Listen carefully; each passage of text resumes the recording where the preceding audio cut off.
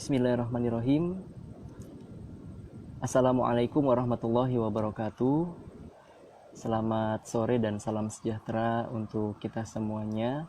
Apa kabar sahabat BMI sekalian?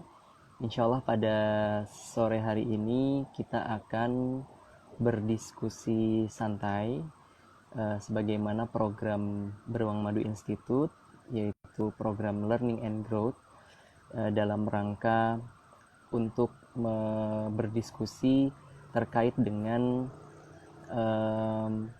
yang saat ini kita sedang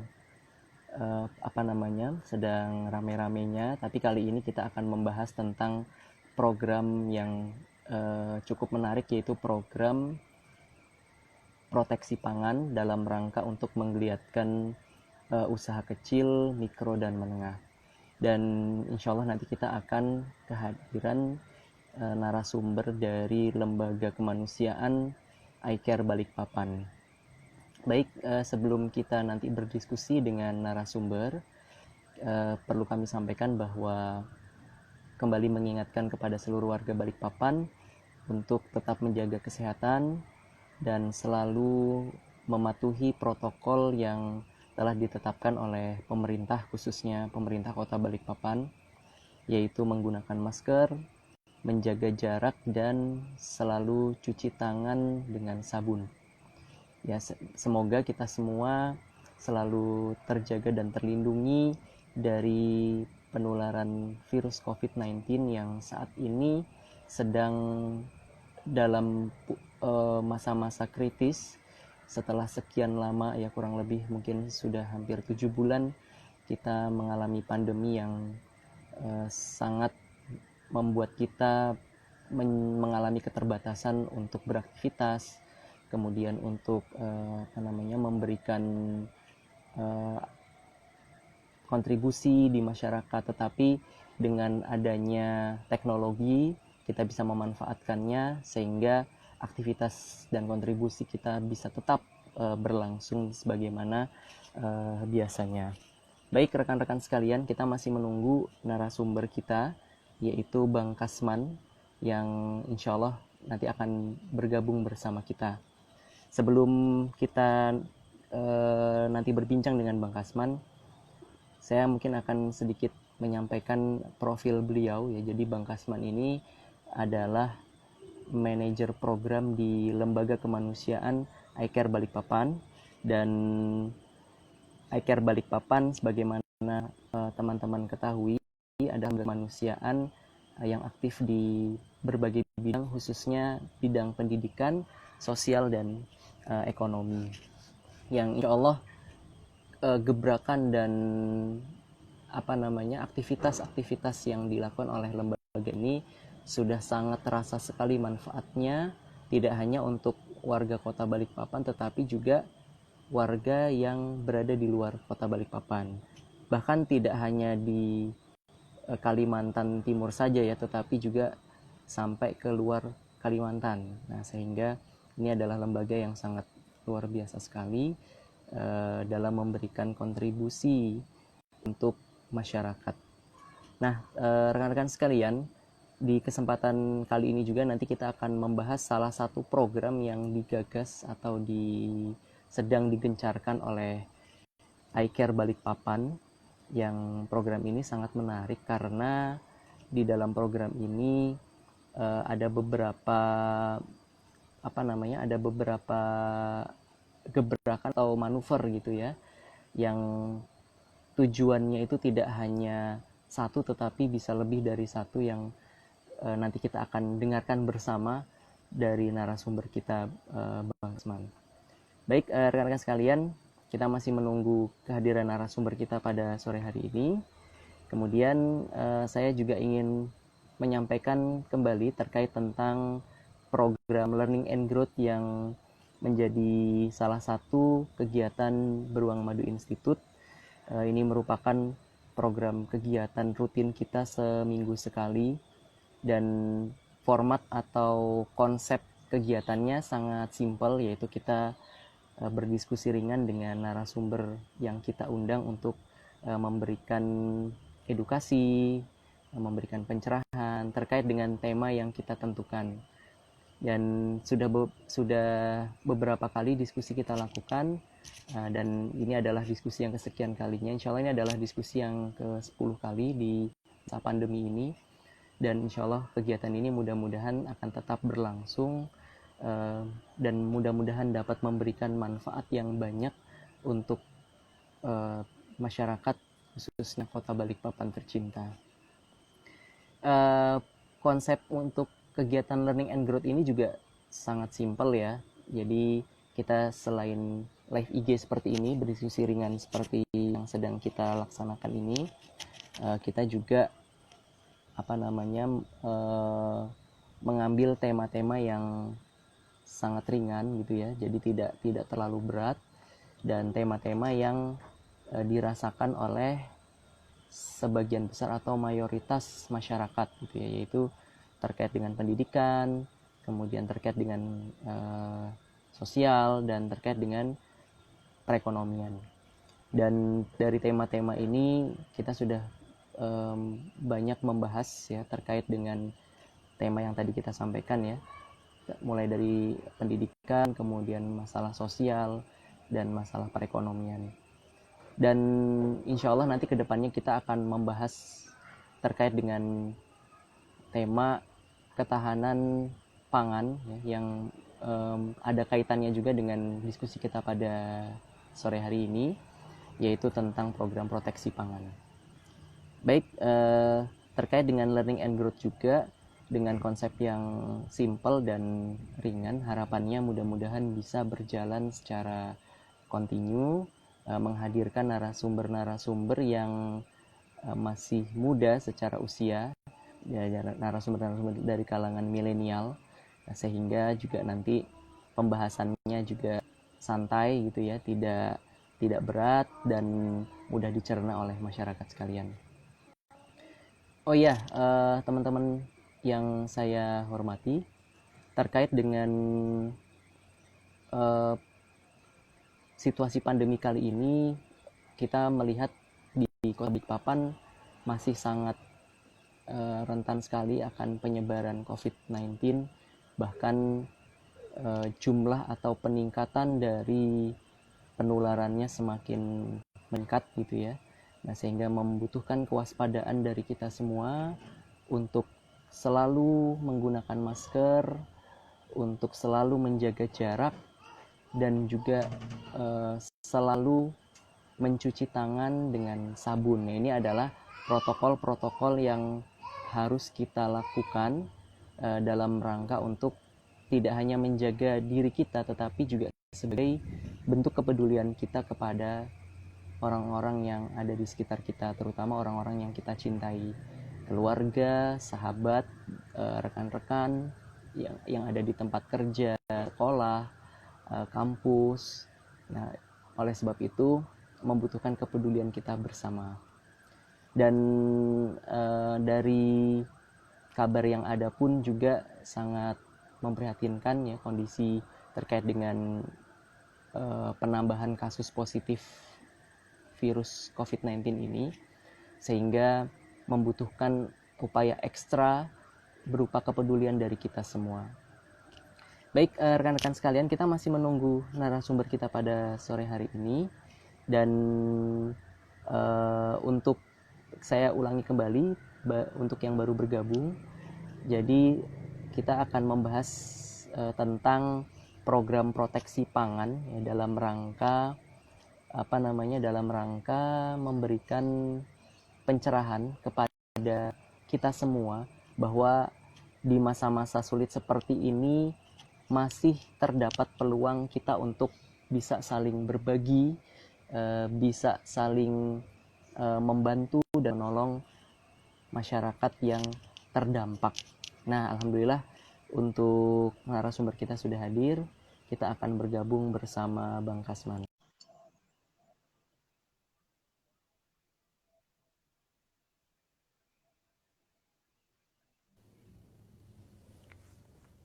Ya, Assalamualaikum warahmatullahi wabarakatuh, Bang Kasman. Waalaikumsalam warahmatullahi wabarakatuh. Alhamdulillah. Gimana kabarnya, Bang Kasman? Baik, baik. Alhamdulillah. Alhamdulillah sehat ya. Ya, Alhamdulillah sehat. Bang Kasman, alhamdulillah tadi kita sudah mulai. Jadi tadi membahas sedikit atau menceritakan sedikit tentang lembaga iCare Balikpapan. Mungkin nanti untuk lebih panjang dan lebarnya bisa dijelaskan oleh Bang Kasman langsung nih. Nah, pertama mungkin mohon izin nanti Bang Kasman bisa memperkenalkan diri dulu, baru kita nanti memulai diskusi kita sore ini. Silakan Bang Kasman. Ya, Assalamualaikum warahmatullahi wabarakatuh. Waalaikumsalam. Para pendengar Beruang Madu Institute ya. Alhamdulillah hari ini bisa bergabung. Perkenalkan, nama saya Kasman, manajer program dari iCare Balikpapan. Yang posisi itu sendiri program yang kami rencanakan ya. Salah satunya program mengenai proteksi pangan. Seperti itu. Nah, iCare sendiri adalah lembaga sosial kemanusiaan yang berdiri ya di Balikpapan itu dari tahun kemarin, sekitar bulan April. Jadi baru sekitar 1 tahun lebih kami berdiri. Seperti itu. Nah, di Kalimantan sendiri, Kalimantan Timur itu pusatnya ada di Samarinda. Dan sudah ada cabangnya di semua kabupaten kota Kalimantan Timur, dan pusat kami di Surabaya, Jawa Timur.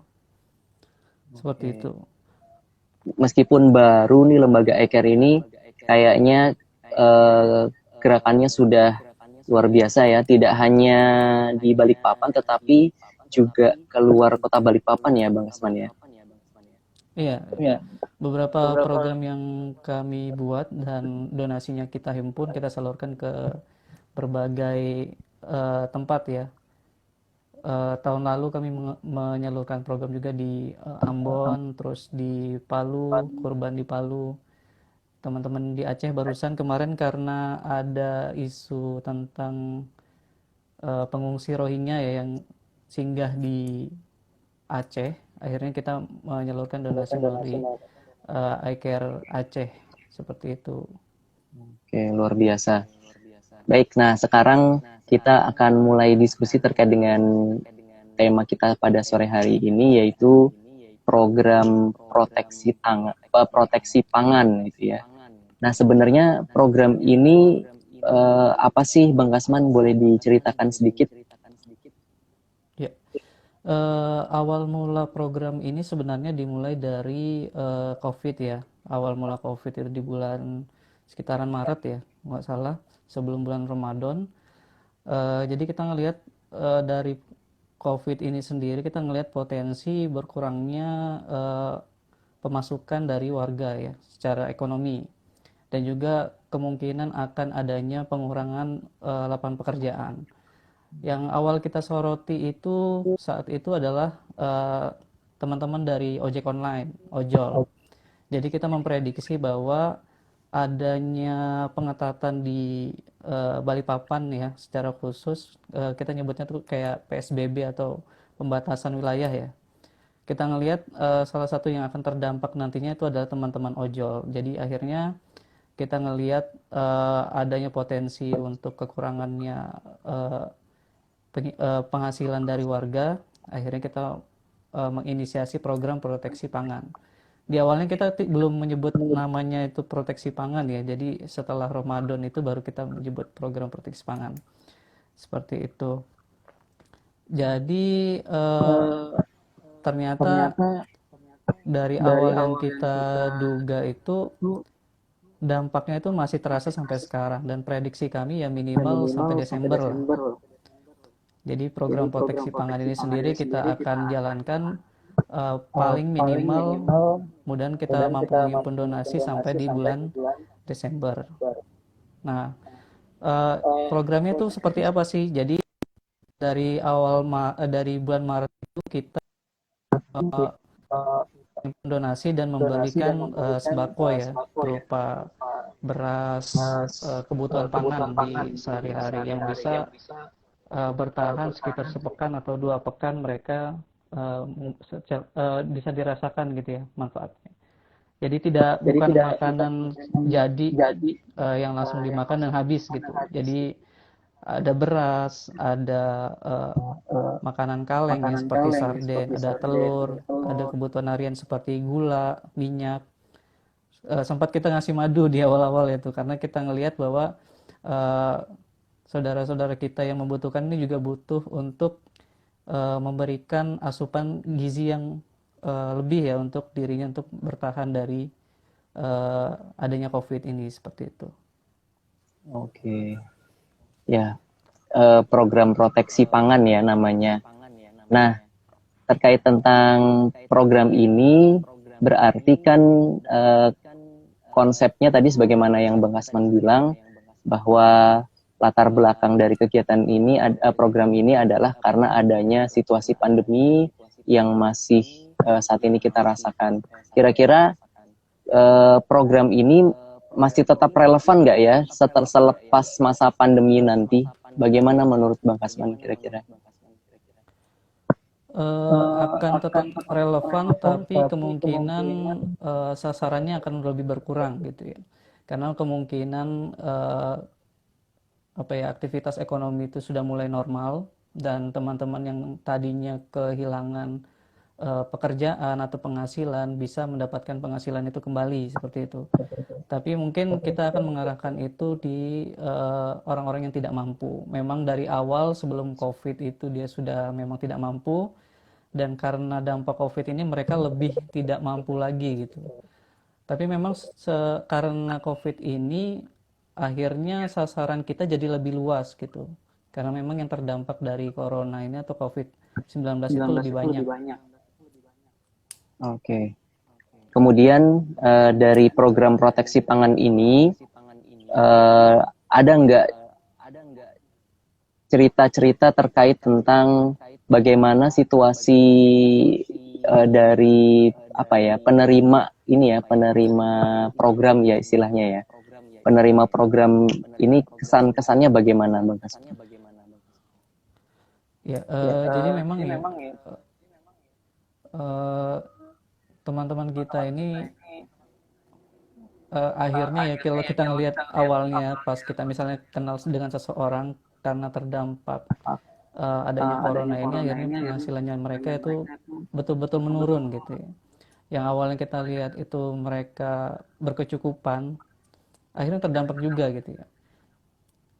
Jadi awalnya yang kita lihat itu dia misalnya berpenghasilan besar dan lain sebagainya akhirnya sejajar dengan kita atau malah di bawah dari kita gitu ya. Contohnya itu misalnya teman-teman penyelenggara event yang kita lihat di Balikpapan misalnya diadakan di kayak Plaza Balikpapan dan juga BSB akhirnya terkendala kan, atau teman-teman kita yang bekerja di bioskop dan lain sebagainya atau tempat-tempat yang memang berpenghasilan besar dan akhirnya setelah adanya corona ini penghasilan mereka benar-benar menurun dan awalnya kan kita menyangka kayaknya tidak mungkin memberikan program ini ke mereka tapi ternyata pas kita datangi langsung dan kita tanyakan ya memang benar-benar tidak ada penghasilan lagi gitu.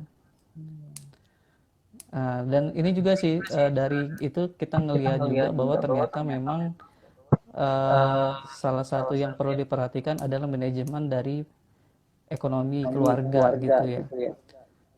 Karena memang pandemi ini tidak pernah kita sangka akan ada ya sebelumnya gitu. Dan akhirnya setelah mereka terdampak, walaupun kita melihat pendidikan mereka tinggi ya, kayak S1 dan lain sebagainya, ternyata kebutuhan untuk mempelajari manajemen penghasilan di rumah tangga itu perlu juga.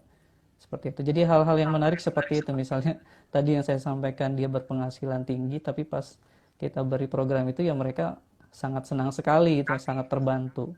Dan yang menarik juga adalah itu yang tadi saya sampaikan bahwa memang literasi ekonomi di masyarakat Kota Balikpapan ya mungkin secara khusus juga sepertinya perlu diberikan edukasi lebih banyak gitu ya. Karena ternyata orang yang berpenghasilan tinggi sekalipun ternyata setelah di stop dalam jangka waktu sebulan 2 bulan penghasilannya mereka mereka tidak punya dana darurat, tidak punya tabungan yang mencukupi untuk kehidupan sehari-hari gitu. Oke, luar biasa berarti ya, program ini sangat bermanfaat sekali, dan tentunya juga dengan adanya program proteksi pangan ini menjadi sarana atau perantara bagi rekan-rekan atau sahabat atau teman-teman untuk bisa saling membantu satu sama lain ya Bang Kasman ya. Ya, betul. Oke. Kemudian tadi kita sudah bahas tentang apa itu program proteksi dan kita juga sudah bahas tentang urgensinya. Boleh diceritakan nggak Bang, bagaimana sih konsep kerjanya? Boleh diceritakan prosedur atau kronologis program ini berjalannya bagaimana? Ya, ini secara teknis di lapangan ya. Secara teknis betul. Artinya kan tadi dijelaskan ada yang diberikan ya kepada si penerima program berupa sembako. Nah itu misalnya sembakonya dapat dari mana, kemudian beli di mana seperti itu. Oh ya. Jadi salah satu target dari proteksi ekonomi ini sendiri juga menggerakkan ekonomi di masyarakat ya, yang tadinya eh, kan otomatis dengan penghasilan yang menurun, daya beli masyarakat itu juga menurun gitu. Dan akhirnya warung-warung kelontong ataupun toko-toko yang tadinya perputaran ekonominya atau perputaran barang itu sangat baik, akhirnya mandek juga.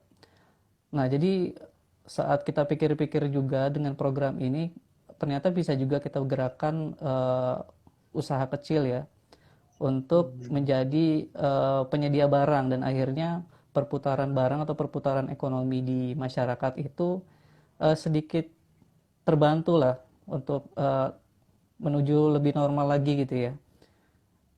Jadi seperti itu. Jadi kita biasanya beli ke tong baik itu beras, telur dan lain sebagainya.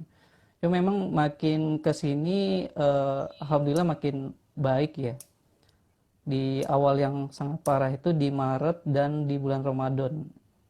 Itu banyak warung tutup dan lain sebagainya. Otomatis perputaran barang-barang kebutuhan sehari-hari itu jadi berkurang gitu ya. Alhamdulillahnya juga yang kita sangat bersyukur itu saudara-saudara kita atau teman-teman kita yang berprofesi sebagai petani itu juga masih bersemangat untuk menanam padi ya dan sebagainya sebagai kebutuhan pokok.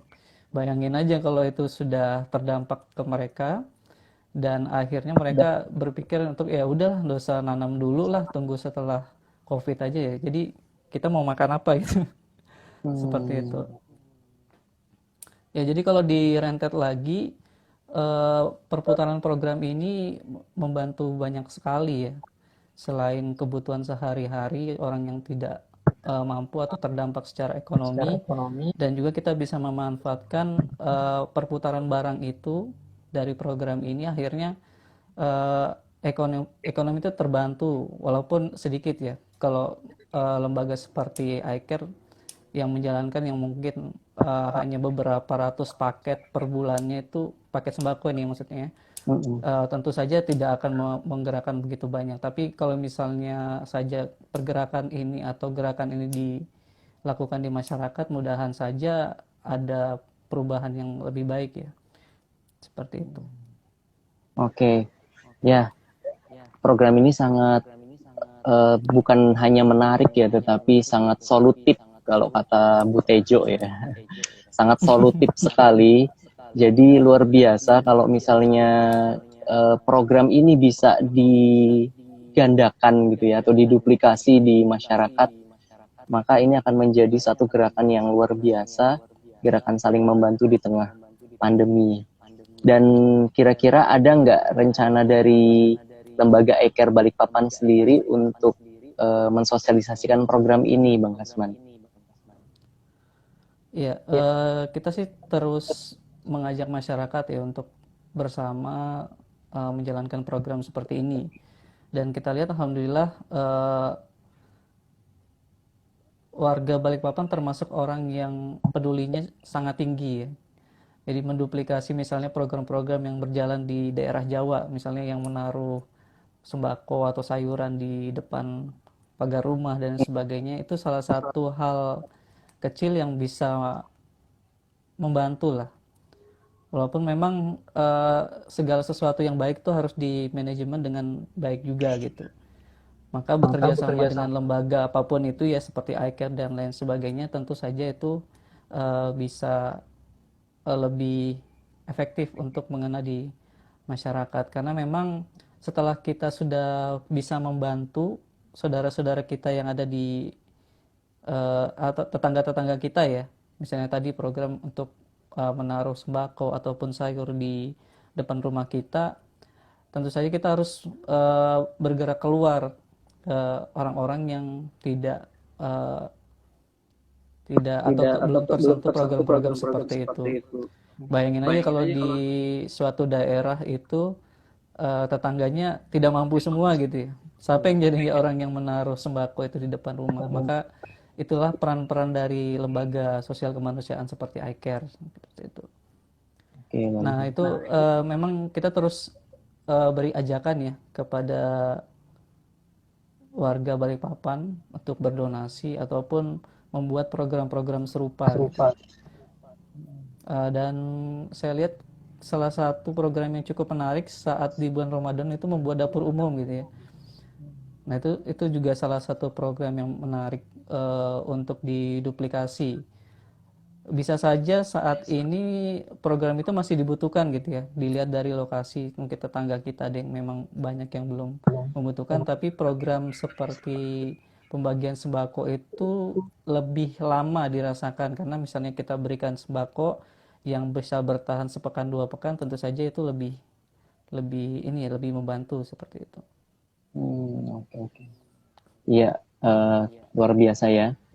Berarti upaya sosialisasi masih terus digencarkan.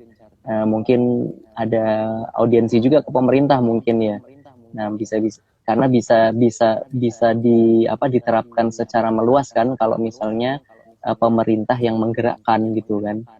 Ya mungkin Iya, nanti ini menjadi salah satu program unggulan ya dari lembaga iCare Balikpapan. Tetapi sebenarnya sih diskusi kita pada hari ini targetnya bukan dalam rangka mempromosikan iCare Balikpapan ya, bukan ya, tetapi lebih iya. kepada bagaimana program yang luar biasa ini bisa diduplikasi di masyarakat Balikpapan, bahkan kalau bisa di-handle oleh pemerintah kan mungkin bisa lebih maksimal lagi gitu ya. Oke, Bang Kasman, sebagai closing statement nih, kira-kira ada nggak yang ingin disampaikan untuk sahabat Beruang Madu Institute yang saat ini sedang mengikuti diskusi kita pada sore hari ini? Ya. Eh, kawan-kawan Beruang Madu Institute ya, terutama untuk pengurus-pengurusnya juga di dalam, memang pandemi ini butuh banyak peran ya. Salah satunya orang-orang yang memiliki keilmuan nih tentang ekonomi dan lain sebagainya. Jadi saya sendiri sebagai pelaku di dunia sosial kemanusiaan mengajak teman-teman yang punya ilmu yang bermanfaat ya, baik itu ekonomi dan lain sebagainya. Ayo berikan solusi di masyarakat sebisa yang kita mau. Tadi ya seperti saya sampaikan, ternyata edukasi tentang ekonomi itu sangat dibutuhkan untuk uh, warga Balikpapan. Bagaimana mereka menabung, bagaimana mereka menyiapkan dana darurat dan sebagainya itu sangat diperlukan edukasinya seperti itu. Dan yang lain juga ya, saya sangat berharap nih ada dari sahabat Beruang Madu Institute yang jago di bidang pertanian atau menanam ya. Jadi salah satu target dari proteksi pangan selanjutnya dari iCare itu adalah kita pengen mengikuti jejak pemerintah ya yang sudah menggenjot untuk mandiri secara pangan mah atau di dalam kawasan dan sebagainya, menanam secara mandiri tanaman sayur dan lain sebagainya, atau menanam atau memelihara ikan-ikan yang gampang untuk dipelihara dan bisa dikonsumsi sehari-hari. Nah, ini sangat penting juga di masyarakat itu untuk ada orang yang paham tentang ini gitu. Jadi akhirnya jika ada kondisi yang mirip dengan sekarang pandemi, kita tidak terlalu mengandalkan penghasilan dari misalnya gaji dan lain sebagainya. Tapi secara mandiri kita bisa menyiapkan kebutuhan-kebutuhan pokok kita sehari-hari. Misalnya sayur itu kita bisa petik sendiri dari halaman rumah, atau misalnya yang tadi ya, kalau ada teman-teman Beruang Madu Institut yang jago di bidang pertanian, bisa mungkin lahan-lahan yang kecil itu bisa ditanam sayur mayur gitu. Kita diajarkan bagaimana caranya. Terus bagaimana menghasilkan lauk sendiri, memelihara ayam dan lain sebagainya, itu menjadi solusi. Jadi jika ada kondisi yang mirip dengan ini, kita secara pangan sendiri itu sudah tidak terlalu khawatir. Dan kalaupun tidak ada kondisi seperti ini ya, itu bisa membantu ekonomi kita. Akhirnya penghasilan yang kita dapatkan itu bisa dialokasikan untuk hal yang lain. Nah, gitu misalnya menabung, investasi dan lain sebagainya. Nah, kami berharap ya dari pelaku sosial kemanusiaan ada teman-teman yang bisa bekerja sama di lapangan nih, punya ilmu tentang ekonomi, pertanian dan lain sebagainya untuk melaksanakan program-program sosial kemanusiaan di lapangan seperti itu. Luar biasa. Ya, jadi kolaborasi ya Bang Kasman ya dengan Ya, teman-teman yang mungkin memiliki keilmuan, khususnya keilmuan di bidang agrobisnis mungkin ya. nah ya. Ya, baik, alhamdulillah, terima kasih Bang Kasman atas pencerahannya pada sore hari ini. Mudah-mudahan program proteksi pangan ini dapat memberikan manfaat yang lebih dan bisa duplikasi oleh kita semua. Yang pesannya adalah kita tetap saling membantu, saling berbagi kepada saudara-saudara kita, khususnya yang saat ini terdampak secara ekonomi gitu ya. Dan dengan program ini kita juga tidak hanya membantu yang terdampak secara langsung, tetapi juga bisa menggerakkan perekonomian, khususnya perekonomian mikro dan kecil, yaitu UMKM ya. Tadi diceritakan iCare mendapatkan barang-barang atau sembako yang nantinya dibagikan itu adalah dari toko-toko kelontong kecil atau pelaku UMKM seperti itu, sehingga perekonomiannya pun juga bergerak. Ya, alhamdulillah. Terima kasih Bang Kasman atas kesempatannya pada sore hari Ya, ini. Insya Allah nanti sama-sama tayangan Bang. ini bisa ditonton lagi nanti di Instagram Beruang Madu Institute.